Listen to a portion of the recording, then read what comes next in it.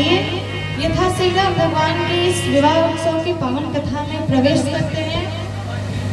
माता रुक्मिणी ने भगवान को पत्र लिखा। भगवान इतने प्रसन्न हुए महाराज कि दोनों तैयार है। ब्राह्मण से कहा करे ब्राह्मण देव आप बड़े अच्छे टाइम पर आए हैं। हम दोनों एक दूसरे को पसंद करते हैं, इसलिए आप हम दोनों का विवाह करा दीजिए। कहा कि अच्छा तो चलो मेरे साथ।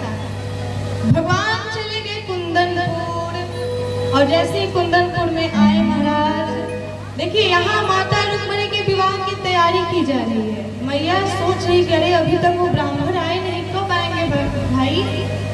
लेकिन क्या देखा, सीधे से क्या देखा महाराज, क्या देखा कि वो ब्राह्मण दौड़े हुए आ रहे हैं हमारे तरफ।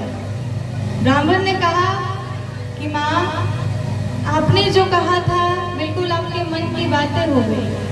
आपको जो पसंद है, आपको जो अच्छा लगा वही द्वारिकाधीश को भी अच्छा लग रहा है, इसलिए अब आप दोनों का विवाह निश्चित है। मैया प्रसन्न हो गई और देखिए अपनी सखियों के साथ वो जा रही है गिरिराज देवी के मंदिर में पूजन के लिए। और जैसे ही गई महाराज क्या देखा कि माता रुक्मिणी जैसे ही मंदिर में प्रवेश करती है और मैया पार्वती से वो मना रही है और वरदान में क्या मांग रही है कि नमस्ते त्वाम्बिके,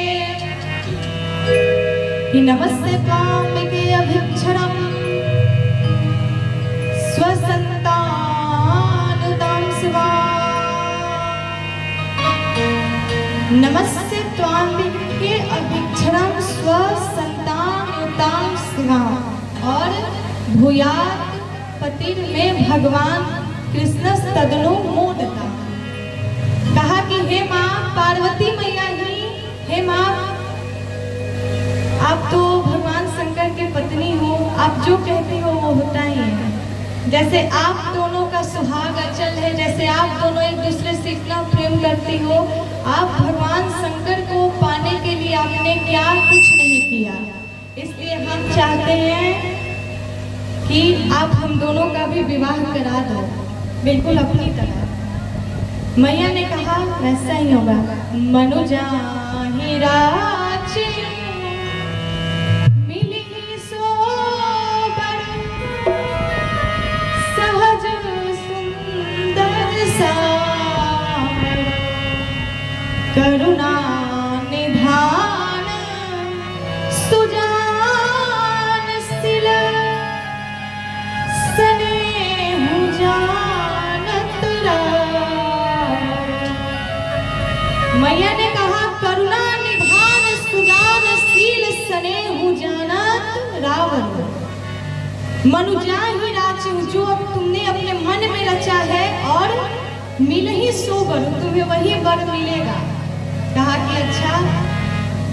पार्वती मैया ने आशीर्वाद दिया। माता रुक्मिणी मंदिर से बाहर निकली।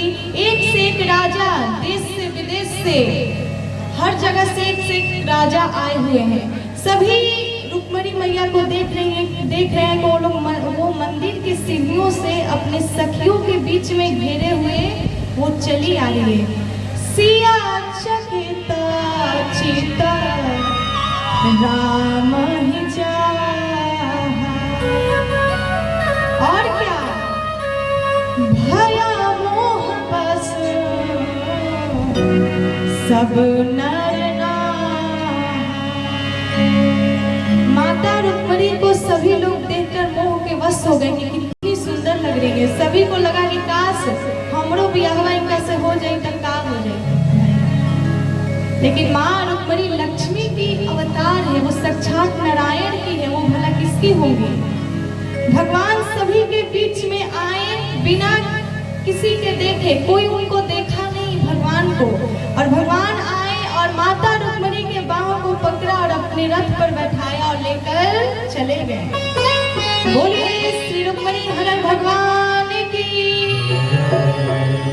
और जैसे ही लेकर गए रुक्मी को, जब रुक्मिणी मैया का भाई था, बड़ा भाई, रुक्मी को जब पता चला, क्योंकि उसका ही बहुत ज्यादा चलती था घर में, वो चाहता था कि मेरी सबसे छोटी इकलौती बहन का विवाह शिशुपाल से हो। लेकिन माता रुक्मणी नहीं चाहती थी।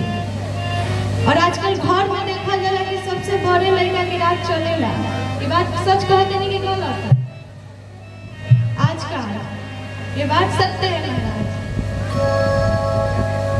और देखिए माता रुक्मणी को जब भगवान ले गए तो रुक्मी इतना क्रोधित हुआ कि चला गया उनके रथ के पीछे कि आज मैं उस द्वारिकाधीश को छोड़ूंगा नहीं। लेकिन जैसे ही गया भगवान रास्ते में ही रुक्मी को बंदी बना लिए।